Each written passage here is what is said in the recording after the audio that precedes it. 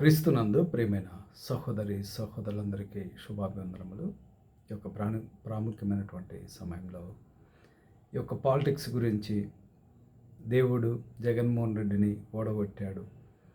So ఇలా చాలామంది పాస్టర్లు కూడా చెబుతుంటారు. అలాగనే ప్రవీణ్ కుమారు ప్రవచించాడు. ఇటువంటి అబద్ధాలన్నీ కూడా మనం చూడగలము. అయితే క్రీస్తు కాంగ్రెస్ పార్టీని, బీజేపీ పార్టీని, లేదంటే టీడీపీ పార్టీని గెలిపించడానికి రాలేదు. క్రీస్తు ఈ లోకానికి ఎందుకు వచ్చాడంటే పాపులను రక్షించడం క్రీస్తు యేసు ఈ లోకానికి వచ్చాడు. దేవుడు ఈ లోకంలో రాజకీయ పార్టీల గురించి ఆలోచన చేయలేదు.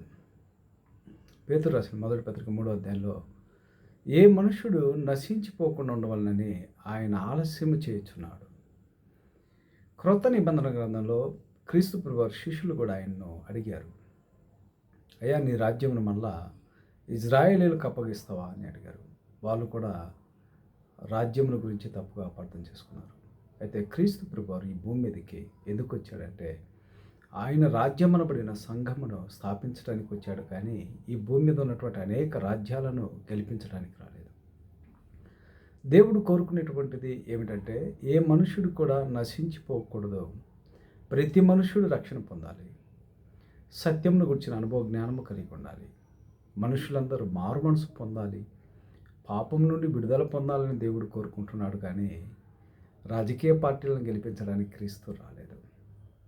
జగన్మోహన్ రెడ్డి ఓడిపోయాడంటే అతనిలో ఉన్నటువంటి లోపాలు అయి ఉంటుంది. భారతదేశంలో ఎన్నో పార్టీలు ఓడిపోయినాయి, ఎన్నో పార్టీలు గెలుస్తుంటాయి. అవి ప్రజల యొక్క అభిప్రాయం. ఉదాహరణకి క్రీస్తు ప్రభువారిని సాతాను ఏమన్నదంటే, నీవు నాకు మురుక్కునే ఎల్లా ఈ భూమి మీద ఉన్నటువంటి ఈ భూలోకము నీకు అప్పగిస్తా అని చెప్పింది. క్రీస్తు ప్రభువారు దానికి సాగిలపడలేదు. క్రీస్తు ప్రభువారు ఈ భూమి మీద ఏ రాజును గెలిపించడానికి రాలేదు. అలాగే క్రీస్తు భూమి మీద 33.5 సంవత్సరాలు బ్రతికినప్పుడు ఈ భూలోక సంబంధమైన రాజ్యముల గురించి ఆయన చెప్పినటువంటి మాటల్లో ఈ రాజ్యాలు ఇవన్నీ కూడా నశించిపోతాయని చెప్పాడు. అంతేగాని పలాని వ్యక్తి రాజు కావాలని క్రీస్తు ప్రభువారు సపోర్ట్ చేయలేదు.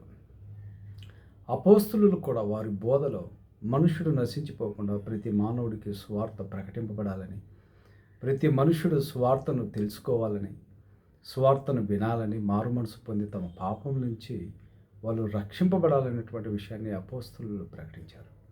అందుకని ఈ లోకము క్రీస్తుకు విరోధం. పౌలు గారు ఏమంటారు, నేను లోకమునకును లోకము నాకును సిలువైపడింది, ఈ లోకము క్రీస్తుకు విరోధమై ఉన్నదనేటువంటి విషయాన్ని స్పష్టంగా తెలుస్తుంది.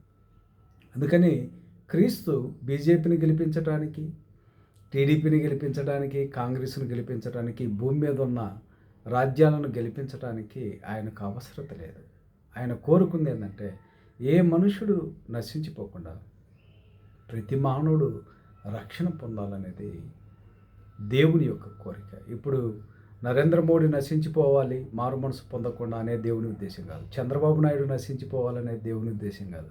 లేదంటే జగన్మోహన్ రెడ్డి నశించిపోవాలనే దేవుని ఉద్దేశం కాదు. ప్రతి మనుష్యుడు కూడా మారు మనసు పొందాలి, రక్షణ పొందాలనేది దేవుని యొక్క ఉద్దేశం. అంతేకాని జగన్మోహన్ రెడ్డి ఓడిపోవటానికి దేవుడు కారకుడు, లేదంటే చంద్రబాబు నాయుడు గెలవటానికి దేవుడు సహాయం చేశాడు. దేవుడు ఈ డర్టీ పాలిటిక్స్ను గురించి ఆలోచించాడు.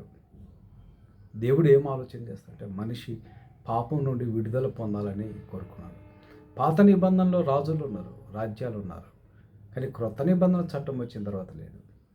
ఒకవేళ అలా అనుకునే మాట అయితే క్రీస్తు ప్రభువారు భూమి మీద 33.5 సంవత్సరం ఉన్నప్పుడు రోమీలు యూదులను పరిపాలన చేస్తారు, వాళ్ళ రాజ్యాలను కూలగొట్టలేదు. అందుకని సహోదరులారా, మీరు సత్యం తెలుసుకోవాలని ప్రేమపూర్వకంగా తెలియజేస్తున్నాను. అందరికీ వందనములు.